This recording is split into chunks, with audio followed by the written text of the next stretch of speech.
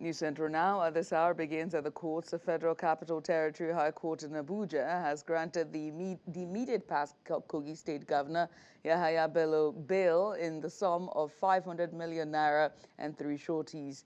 The trial judge, Justice Marianne Anine, made the pronouncement after listening to the fresh bail application brought before the court following the court's refusal to grant Bello bail at the last sitting. Bello, alongside 2 others, Umar Oricha and Abdulsalami Hudu, are facing trial on 16 counts preferred against them by the Economic and Financial Crimes Commission, bordering on criminal breach of trust and money laundering to the tune of 110.4 billion naira. The court, however, granted the second and third defendants bail in the sum of 300 million naira with 2 shorties alongside other conditions. Further reading out the conditions for Bello's bail, the judge held that the shorties must be responsible citizens who are landowners in any of the listed areas in Abuja, Maitama, Guzuapi, Apo, Wasutu, or Asukoro.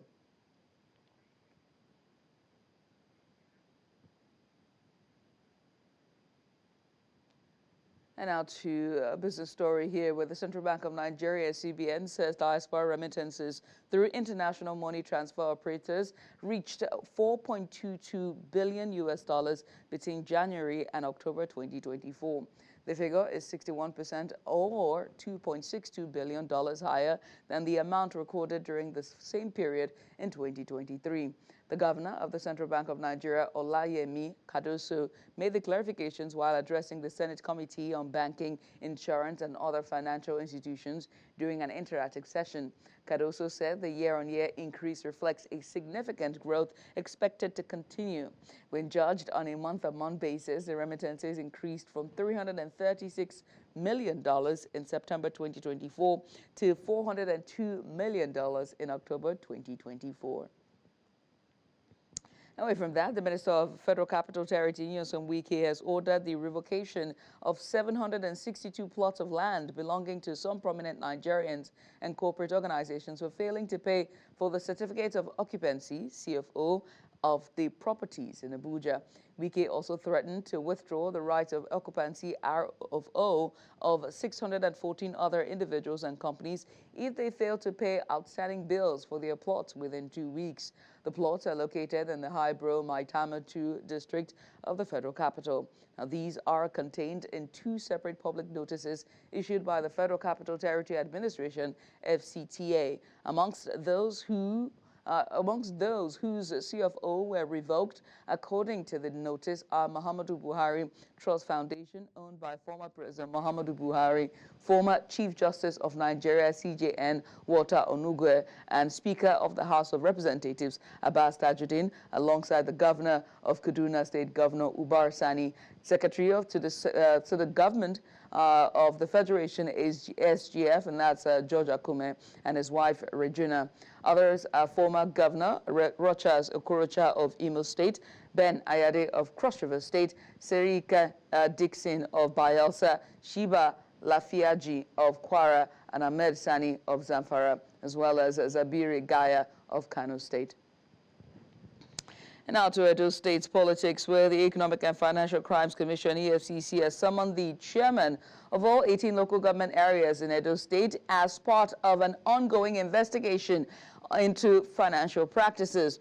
In a letter addressed to the state's Secretary of the state government through the Permanent Secretary of the Ministry of Local Government and Chieftaincy Affairs, the EFCC outlined the need for clarification on specific financial matters.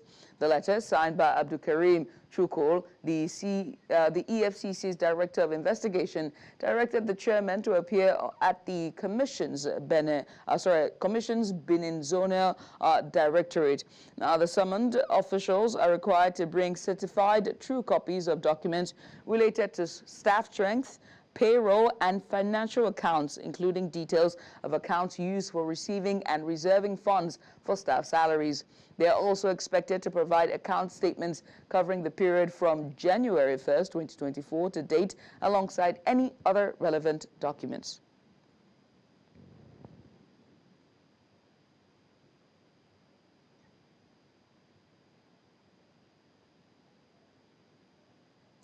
The National Bureau of Statistics last Wednesday announced that its newly redesigned official website had been hacked.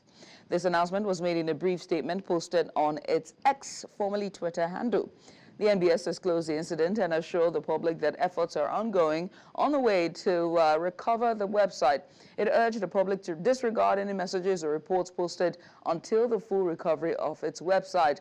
The statement on X read, and I quote, "This is to inform the public that the NBS website has been hacked, and we are working to recover it. Please disregard any message or report posted until the website is fully restored." The hacking of the NBS website occurred barely 2 weeks after the Bureau unveiled its redesigned platform. This incident raises concerns about the potential misuse of official data and the integrity of vital national statistics during the recovery period. Interesting. The federal government has strengthened the Nigerian Army's operational capacity with the acquisition of 43 Bayraktar TB2 drones, primarily for deployment in the Northwest Theater of Operations. This was disclosed in Abuja by the commander of the Nigerian Army Space, Commander Brigadier General UG Ogelaka.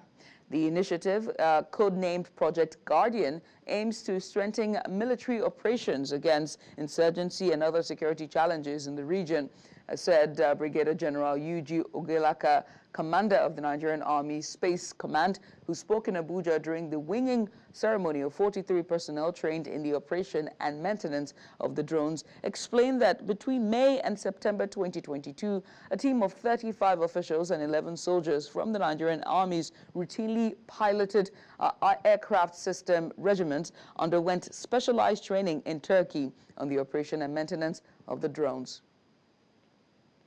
Still on insecurity, the Delta State Commissioner of Police has presented the command's 2024 performance report at the command headquarters in Asaba.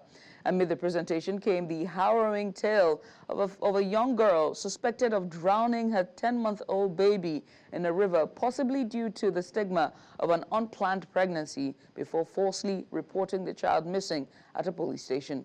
News Central's Austin Azu brings us this disturbing story and other highlights from the Delta State Police Command's end-of-year briefing. Take a look.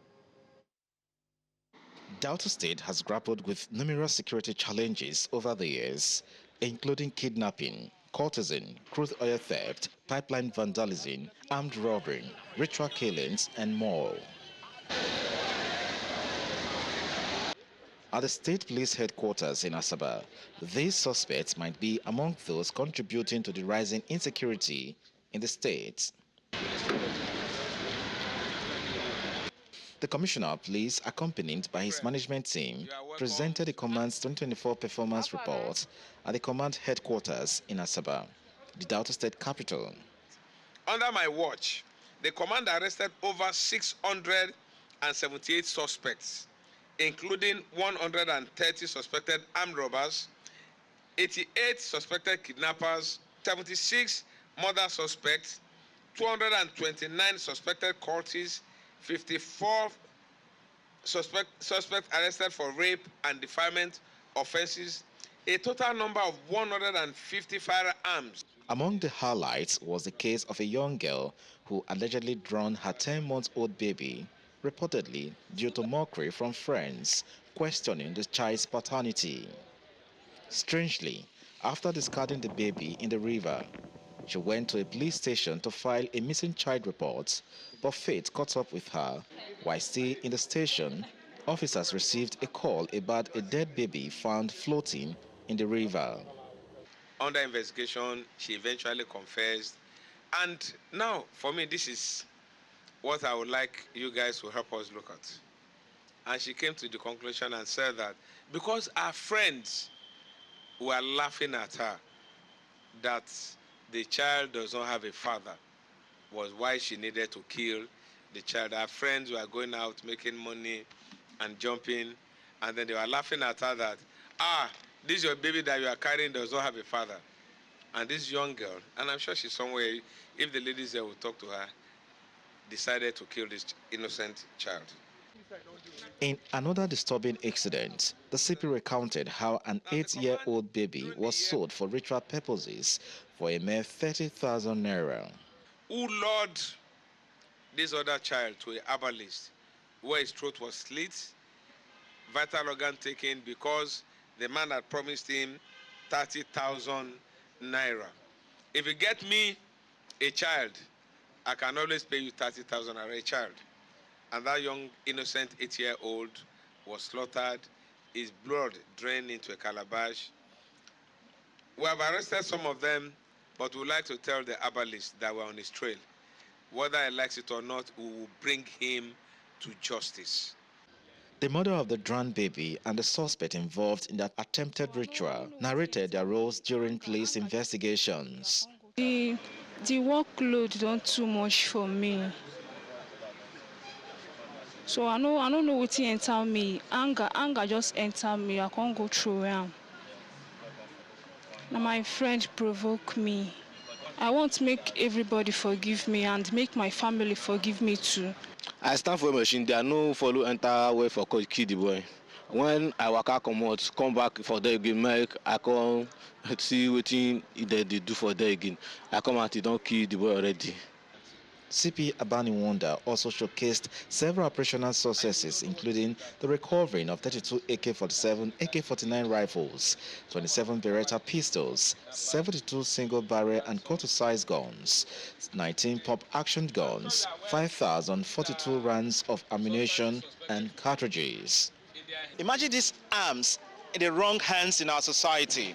What could be the fate of innocent citizens? Your guest could be good as mine. In Asaba, for News Central, I'm Austin Azu. The President Bola Tinubu, on Wednesday presented the 2025 budget proposal at approximately 49.7 trillion naira to a joint session of the nation's parliament for consideration. The bill, titled Budget of Restoration, Securing Peace, Rebuilding Prosperity, projects internally generated revenue of around 34.82 trillion naira as part of funding for the budget, with an estimated 15.81 trillion naira allocated for debt servicing. Our correspondent Edong Joseph has more on this story. President Bola Tinubu arrives at the chamber of the House of Representatives, where members of both the House and the Senate are duly seated. Also in attendance are members of the Federal Executive Council and several high-ranking officials of the presidency. The session began with the opening remarks from the President of the Senate, commending current efforts in addressing insecurity and attracting direct foreign investment, amongst others. The reduction in kidnapping incidents and the neutralization of over thousands of terrorists and insurgents remain another major testament to your patriotic zeal, your strength, and your determination to change the future of this country. Your dedication to fostering international relations paves the way for fruitful partnerships that will propel our nation forward. We are witnessing a resurgence in foreign direct investment. However, he expressed concern about some of his colleagues' misunderstanding of the tax reform bill currently before the parliament, noting that those opposing the reforms may not have studied the proposal adequately. It is disheartening that those who have not yet taken time to understand the initiative, the focus, are the ones shouting the loudest as critics. But we will make sure that we listen to Nigerians and dot the I's and cross the T's to the satisfaction of all Nigerians and for the benefit of this country.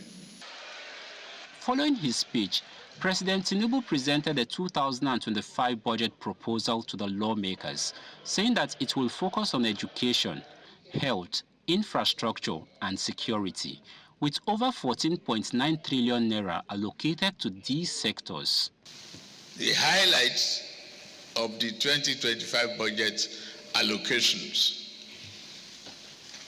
defense and security, 4.91 trillion naira. Infrastructure, 4.06 trillion naira. Health, 2.48 trillion naira. Education, 3.5 trillion naira. He adds that through the budget, the government aims to reduce the current inflation rate of 34.6% by more than half of its current value. This is an ambitious but necessary budget to secure our future.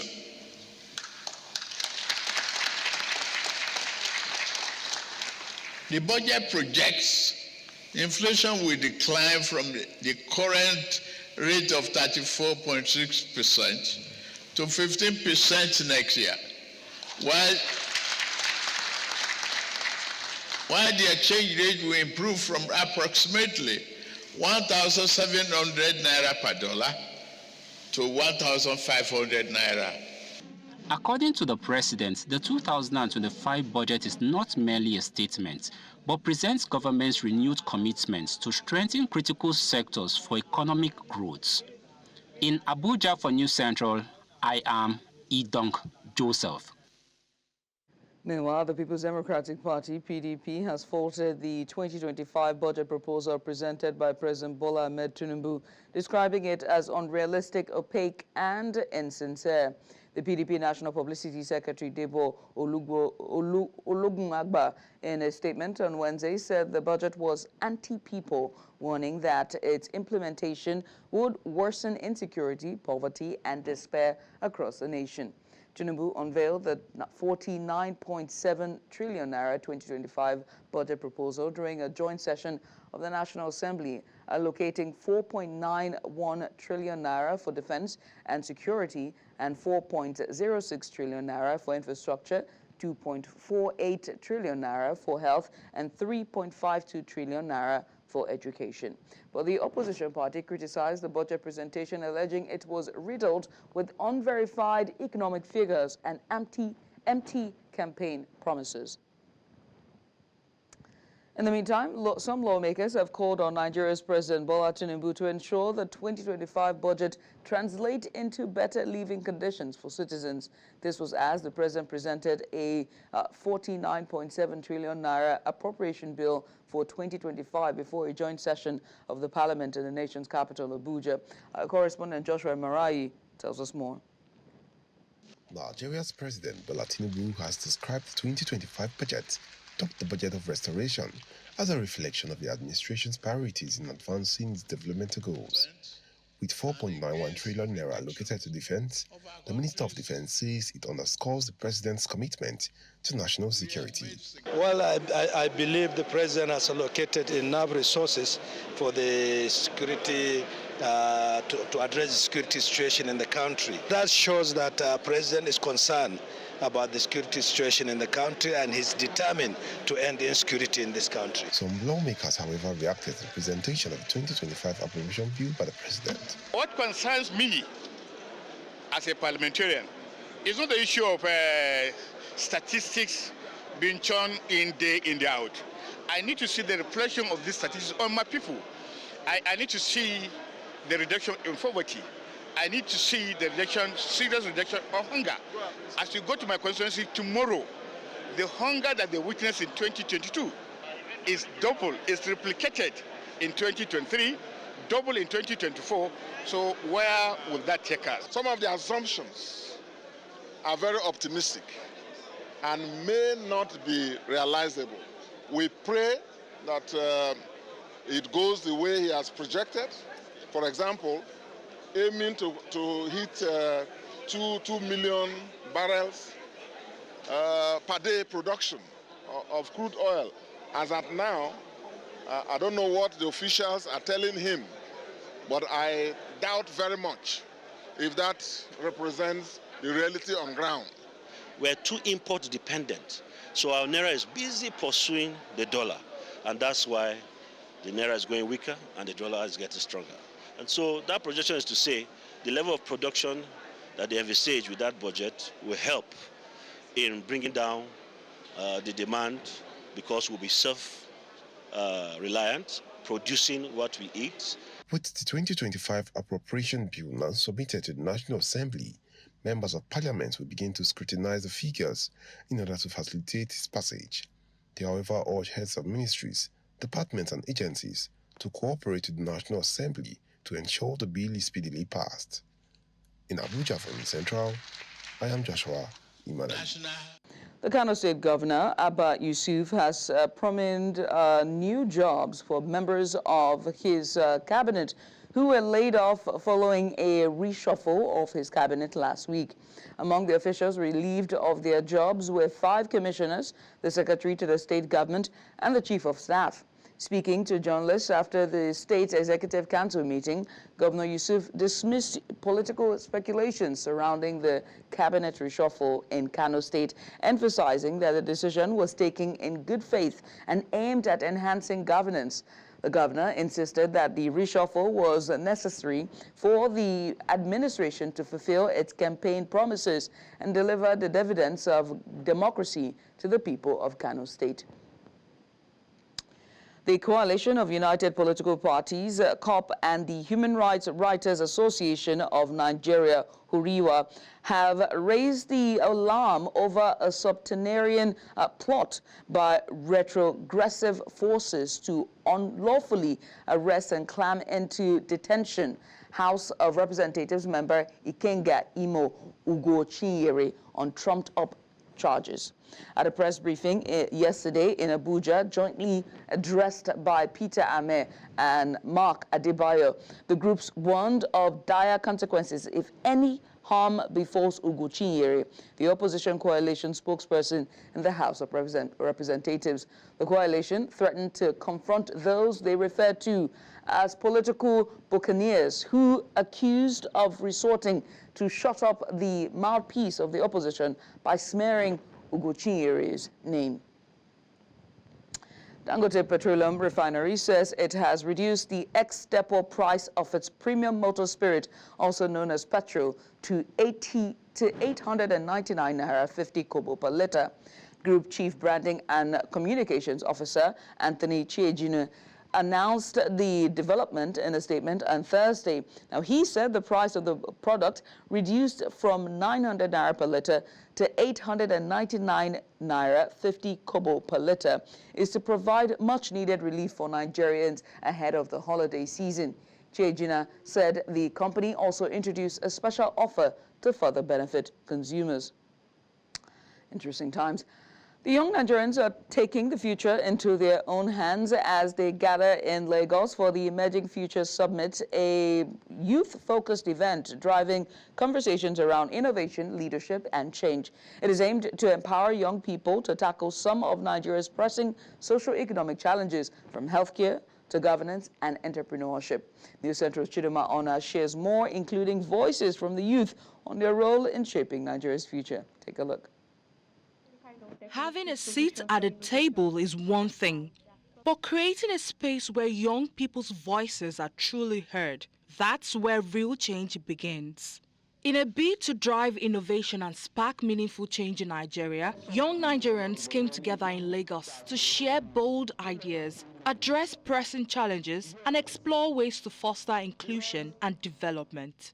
For young people to be effectively included in the scheme of things and make the inclusion faster, I believe the first thing to do is to ensure that there is more engagement of young people at the grassroots level. And before that engagement should start, there should be a form of capacity building. It's a model that works. Recognizing an opportunity where you can thrive, a place where you can supply value. It's very important for us to be curious about happenings around us.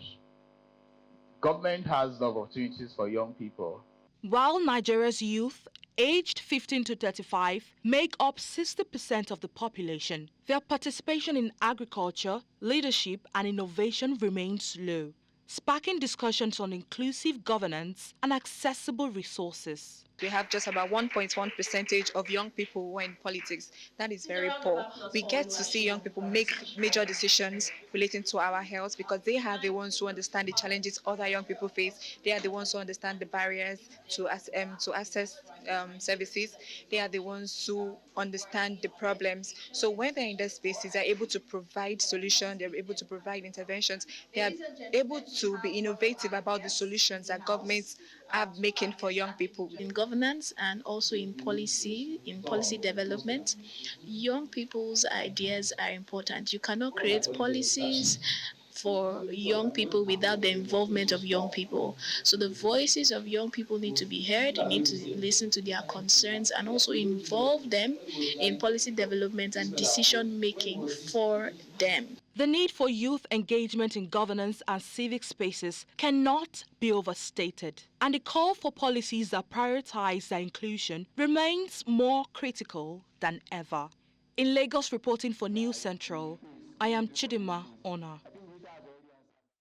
The Nigeria Presidential Compressed Natural Gas Initiative has expressed confidence that the nation will have about 200 conversion centers by the end of 2024. This was during the launch of the state-of-the-art convention center in the nation's capital, Abuja. Amadi Uyi reports. With an estimated 209.26 trillion cubic feet of gas, Nigeria has the largest proven natural gas reserves in Africa and the 9th largest in the world. Despite this abundance, Nigeria has not significantly taken advantage of this resource, especially to solve its fuel scarcity challenges. Experts say while Nigeria effects an energy transition policy, its future is in renewables and must adopt compressed natural gas to solve problems caused by the use of petrol. Nigeria is a gas country, and we have this gas in abundance, so why not utilize it? The future, everyone's future is different, but our future, I believe, is renewable, and gas is on top of it. Our country's addiction to diesel and petrol is making goods expensive, it's driving inflation, it's making our products less competitive on an export basis, but we have no reason to be dependent on petrol and diesel. Well, God has blessed us with gas, much more cheaper, much safer, reliable, and of course it's environmentally friendly. As the Presidential Compressed Natural Gas Initiative drives the switch over from petrol to compressed natural gas, energy experts at the launch of this new conversion center in Nigeria's capital, Abuja, say the center will help achieve its goals, seen several months ago as indeed lofty objectives. We are about 171 today. This makes it 171 in terms of centers already opened in Nigeria. We're just 7 last year. That's a long way from where we were last year. Before the end of this year, I promise in the next 2 weeks, we'll get to 200. Some of them say CNG is safe for use because of its properties, which makes it not dangerously inflammable and does not put at risk the lives of its users. It's extremely safe, and we you can see that the PCNGI has been doing a yeoman's job in terms of advocacy. We might have had 1 or 2 incidences which was blamed on substandard materials and so on, trying to be fast. Now, the content of this gas is methane, and methane, as we know, is CH4. It's lighter than air, so in the event of any collision, it disperses into the air, into the thin air, and dissipates. The PCNGI says that the new centers are made possible through a partnership with the Nigeria Science and Engineering Infrastructure Agency, also known as NASENI, with several other private partners. It says that the initiative hopes to scale up the number of conversion centers in the country to 500 by the end of 2025. In Abuja for News Central, I am Amadin Uyi. And you're welcome back. The South African Border Management says it's ready to receive visitors during this festive season and have put all security measures to make sure that everyone is safe. The Border Management said this during its address on key operational updates and collaborative efforts between the Border Management Authority and Airport Company South Africa that ensures seamless border management and security, particularly during the peak holiday season. News Center's Bogani Ziziba has more.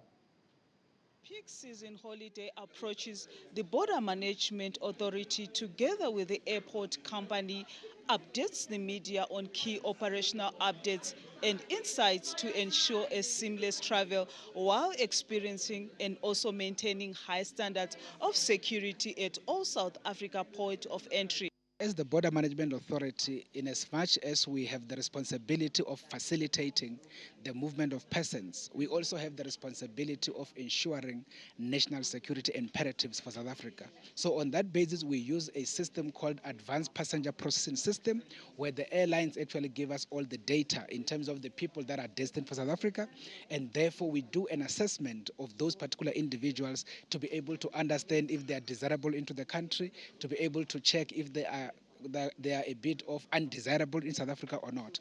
And once we are happy with somebody, then we are able to allow them to board the aircraft and be able to come into South Africa. And of course, those that are suspected to be potential people who are doing illegal activities, will definitely intercept them at the port and make sure that our immigration officers are able to have a conversation with them.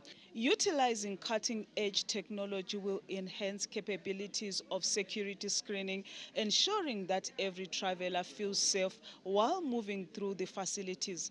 This includes increased biometric checks and real data sharing. What the biometric movement control system does, it enables us to go search various other databases to be able to check if the individual who claims they are so and so, indeed they are so and so, to also ensure that the person's passport is indeed the person who is claiming to be, the person on the passport. So what that actually helps us to do is it helps us to sift out individuals who might be misrepresenting themselves with the intention of entering the country illegally or with the intention of coming in and doing other nefarious activities in the Republic. So BMCS, as we call it, is one of a fundamental system that is actually helping us to make sure that we preserve the country's national security imperatives. These measures not only enhance operational efficiency, but also reinforce the commitment to keeping South Africa borders secure. But we also cooperate and coordinate our work with various intelligence services such as State Security Agency, the SAPS Crime Intelligence, as well as Defense Intelligence. And on that basis, we share information about the people as they move in and out of the Republic, and therefore, if there is any challenge, we are then able to deal with them. The last issue that I can indicate is the issue of the relationship that we have just forged with Interpol, through which our systems will be able to check through their system in terms of their red notice and be able to identify problematic individuals that needs to be arrested, as it were. At the OR Tambo International Airport in Johannesburg, for News Central, Bongani Sisiba. And up north, Egypt is hosting a high-stakes summit of 8 Muslim-majority countries, including Turkey, Iraq, Nigeria, Pakistan, Bangladesh, Indonesia, and Malaysia. The gathering, held under the umbrella of D8 Organization for Economic Cooperation, comes at a critical time with the conflict in Gaza and unrest in Syria dominating the regional agenda. The summit is particularly significant as it marks the first meeting between Turkey's president and Iraq's Masoud Pezeshkian since Syria's President Bashar al-Assad was ousted earlier this month. The two leaders have historically held differing views on Assad's rule, with Turkey backing the opposition and Iran supporting his regime. Notably, the Iranian leader visited Cairo, his visit to Cairo will mark the first time an Iranian president has set foot in Egypt since the last president for Iran, or rather since Mahmoud Ahmadinejad's visit in 2013.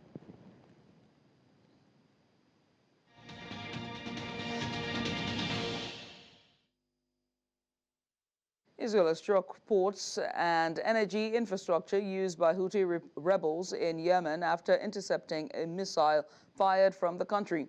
Houthi media said the strikes hit power stations, oil facilities, and a port in Hododai, killing 9 people and injuring others. The strikes came after the interception of a missile fired by Houthi rebels towards Israel. The group has regularly targeted Israel over its military operations in Gaza. Israel's military said it conducted precise strikes on Houthi military targets in Yemen, including ports and energy infrastructure in Sana'a, which the Houthis have been using in ways that effectively contributed to the military actions. The IDF conducted precise strikes on Houthi military targets in Yemen, including ports and energy infrastructures in Sana'a, which the Houthis have been using in ways that effectively contributed to their military actions. Israel will not hesitate to act in order to defend itself and its citizens from the Houthis' attacks. The Houthis have been carrying out attacks against Israel in violation of international law, and the Houthi regime is a threat to peace and security in the region. Houthis are also targeting other countries in the Middle East, the United States, and other countries in the world. With their attacks on international shipping vessels and routes in the Red Sea and other places, the Houthis have become a global threat. Who is behind the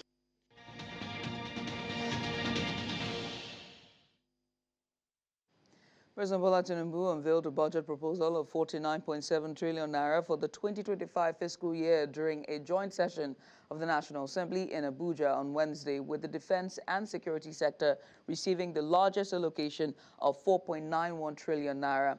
In his presentation at the House of Representatives chamber, President Tinubu referred to the budget as the budget of restoration, securing peace, rebuilding prosperity, highlighting its alignment with his renewed hope agenda. Nyesom Wike, the head of research and policy advisory at Budget, shared his insights on the matter during an appearance on the show Business Edge. Take a look. Look at the key assumptions, right, on which the budget has been anchored, and you look at the benchmark for oil price, it seems a bit conservative if you consider the fact that Brent crude is currently going for $73 per barrel, and then we're projecting to sell at $75 per barrel. So that seems a bit, somewhat conservative. If you look at production numbers as well, at 2.06 million barrels per day, it seems a bit closer to what we did in November at 1.8 million barrels per day. So if the federal government is able to continue with some of the interventions in that area to curb oil theft, to attract additional investments in that sector to ramp up production, and reduce the cost of production, we do expect that if we do not have get up to 2.06 million barrels per day, it would be a bit close if they are able to sustain, some of the gains that have happened. But if you look at the inflation projection, one wonders what is really driving that optimism that we would be able to more than half inflation, from the current levels. Inflation is currently, sitting at almost 34%. And the budget sort of projects that for the 2025 fiscal year, that we would have dropped inflation to about 15%. This definitely does not seem feasible, especially... Ethiopia's parliament approved a significant piece of legislation on Tuesday that allows foreign banks to operate in the country, representing a crucial advancement in the economic reforms initiated by the Prime Minister of the country since 2018. Now, the new law enables foreign banks to set up subsidiaries, open branches, and acquire up to a 40% stake in local banks. Now, this initiative is designed to attract foreign investment to Ethiopia, which is one of Africa's largest economies, boasting a population of over 120 million. Professor XN Iriki, an economist at the University of Nairobi in Kenya, shared his perspectives on this development. Take a look. They have been very, very particular about protecting their markets. So it's not just banks, but a lot of other foreign investors have been finding it very hard to get into Ethiopian markets. So that protectionism seems to be getting weeded down, so that Ethiopia is now becoming more open to foreign investors. For a country to develop, you need foreign investors, you need foreign money, you need foreign capital. If you look at the growth of a country like China, to a large extent, China grew because of a lot of foreign investment. So Ethiopia is doing the same. I remember that one of the Kenyan leading telecommunication companies, Safaricom, is already there. So by bringing foreign investment, by bringing foreign capital, you make the country grow faster and raise the standards of living of the citizens. So that's very good news, capping the ownership by foreign investors to 40%. I think that's one way the Ethiopian government is trying to make sure that foreign...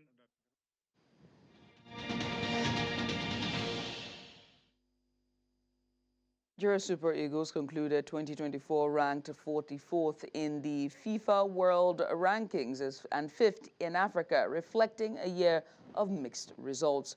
Now, despite notable victories in AFCON qualifiers, inconsistency in key matches hindered a higher global placement. Globally, Argentina remained the world's top-ranked team after an exceptional year. France secured second place, while Spain finished third, following impressive performances. In Africa, Morocco led the rankings, solidifying their dominance. Senegal, Egypt, and Algeria followed closely, underscoring the continent's competitive football landscape. Looking ahead, the Super Eagles aim to strengthen their squad and improve in 2025 with upcoming AFCON and World Cup qualifiers, offering a chance to reclaim their place among Africa's and the world's football giants. And in tennis, British #1 Jack Strapper will miss the first event of the 2025 season with a hip injury, but is very positive about competing at the Australian Open. The 22-year-old cancelled a training camp with a four-time major champion Carlos Alcaraz in Spain this week because of a little bit of a niggle. Strapper says he has now been advised not to play for Great Britain in the United Cup team competition starting against Argentina in Sydney on 30th of December, and will also sit out the Davis Cup tie in Japan in late January. The Australian Open starts in Melbourne on 12th of January. And that's all we can take at this hour. But before we go, let's take another look at some of the major stories. The Federal Capital Territory High Court grants former Kogi Governor Yahaya Bello 500 million naira bail over 110.4 billion naira alleged fraud. The Central Bank of Nigeria says Nigeria witnessed 61% rise in diaspora remittances over 10 months. And we also told you that Egypt will host landmark summit amid regional turmoil. Now remember, they can watch News Central live on DSTV channel 422. We are on Star Times channel 274. Find us on Avo TV or stream us live on YouTube. Many thanks for watching. I am Judith at TV.